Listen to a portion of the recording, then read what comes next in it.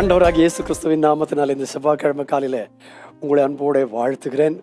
சுகமாக இருப்பீர்களாக, நல்ல மகிழ்ச்சியோடும் தைரியத்தோடும் எப்பொழுதும் புன்சிரிப்போடு காணப்படுவீர்களாக. சாதாரணமாக சொல்வார்கள், smile, God loves you. So தேவனாய கர்த்தர் உங்களை நேசிக்கிறார்.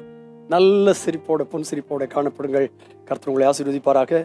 சுகமாயிருங்கள், தைரியமாயிருங்கள், மன மகிழ்ச்சியாயிருங்கள். இன்றைக்கு 2 நாளாகவும் 14ஆம் அதிகாரத்திலிருந்து ஒரு காரியத்தை நான் வாசிக்கிறேன். அதில் நீங்கள் பார்த்தீர்களேனால், ஆசா என்கிறதான ராஜாவுக்கு முந்தின தன்னுடைய தகப்பன் மரித்து போனான்.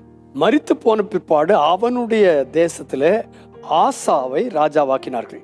இந்த ஆசா என்கிற ராஜா 10 வருஷங்கள் தேசத்துல அரசாண்டார். கர்த்தராகிய தேவனுடைய பார்வைக்கு நன்மையும் செம்மையுமானது, ஆண்டவருக்குடைய பார்வைக்கு பிரியமானதை செய்தான். அந்நிய தேவர்கள் பலிபீடங்கள் எல்லாம் தகர்த்து பிதாக்களின் தேவனாகிய கர்த்தரை தேடவும் நியாயப்பிரமாணத்தின்படி கற்பனையின்படி செய்யவும் யூதா தேசத்துக்கு கற்பித்தான். சோ இப்படி அவன் செய்ததுனால வேண்டாதவைகளை விலக்கி செய்ய வேண்டியதை ஜனங்களுக்கும் போதித்து தானும் செய்தபடினாலே அந்த 10 வருஷங்களும் யூதா தேசத்தில் யுத்தமே இல்ல, நல்ல இளைப்பாறுதல். ஆனா இதை பார்த்த மற்ற ஜனங்களுக்கு பொறாமை ஏற்பட்டு விட்டது. அதனால என்ன செய்தான்னு கேட்டா, எத்தியோப்பியா ராஜாவாகிய சேரா அவர்களுக்கு விரோதமாக வர ஆரம்பிச்சிட்டான். நீங்க நல்லா பாத்தீங்களா, இந்த எத்தியோப்பிய ராஜாவினுடைய கையில 10 லட்சம் ராணுவ வீரர்களும் அதே மாதிரி 300 ரதங்களும் எல்லாரும் சேர்ந்து இந்த ஆசா ராஜாவினுடைய தேசத்துக்கு எதிராக வந்தார்கள். அப்போ அதை கேட்ட பொழுது ஆசா தன்னுடைய வீரர்களை கொண்டு வந்து பாளையம் இறங்கினான். ஆசாவுக்கு உண்டாயிருந்தது பலன் எவ்வளவு? மொத்தம் 5,80,000 பேர் தான்.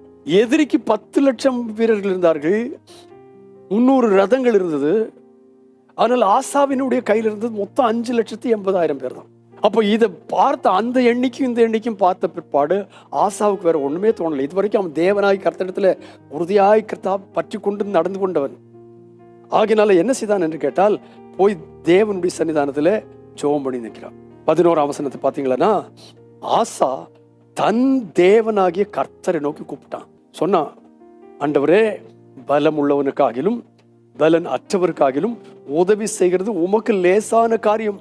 எங்களுக்கு துணை நிலும் உம்மை சார்ந்து உம்முடைய நாமத்துல ஏராளமான கூட்டத்திற்கு எதிராக வந்தோம். கர்த்தாவே, நீர் எங்கள் தேவன், மனுஷன் உம்மை மேற்கொள்ள விடாதையும் என்று சொல்லி ஒரு ஜெபம் பண்ணினான். தன்னை கர்த்தருக்கு அர்ப்பணித்து நடந்தது என்னவென்று கேட்டால் 12ஆம் வசனத்துல, அப்பொழுது கர்த்தர் அந்த எத்தியோப்பியரை ஆசாவுக்கும் யூதாவுக்கும் முன்பாக முறியடித்ததினாலே எத்தியோப்பியர் ஓடி போனார்கள். வேதம் சொல்லுகிறது, பிசாசுக்கு எதிர்த்து நில்லுங்கள், அவன் வல்லமுள்ளவன் தான், ஆனா அவனை எதிர்த்து நில்லுங்கள், அப்பொழுது அவன் உங்களை விட்டு ஓடி போவாங்க. உங்களுக்கு எத்தனை பேர் வந்தாலும் சரி, வல பக்கத்துல 1000 இடது பக்கத்துல 10,000 பேர் வந்தாலும் அது உங்களை அணுகாது. அல்லேலூயா. இந்த வார்த்தைகளை உங்களுக்கு ஏற்றுக்கொள்ளுங்கள். சந்தோஷமா இந்த செவ்வாய்க்கிழமையை நல்லா ஜெபம் பண்ணுங்க.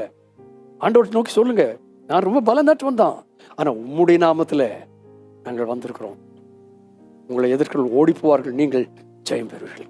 பரிசுத்த பிதாவை இயேசு கிறிஸ்துவின் நாமத்தினாலே நீ தந்த இந்த நல்வசனங்களுக்காக ஸ்தோத்திரம். எங்களுக்கு எதிராக உள்ளதான யுத்தங்களிலே எங்களை காட்டிலும் பலவான்கள் எவ்வளவு பேர் வந்தாலும் நாங்கள் உண்மை சார்ந்து இருக்கிறோம்.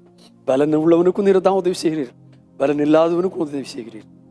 அது உமக்கு ரொம்ப லேசான காரியம். உங்களை நம்பி நாங்கள் வந்திருக்கிறோம். எங்களுக்கு முன்பாக இருக்கிறதான எங்கள் சத்துருக்கள் ஓடி போவார்களாக. நாங்கள் ஜெயம் பெற எங்களுக்கு கிருபைதார்.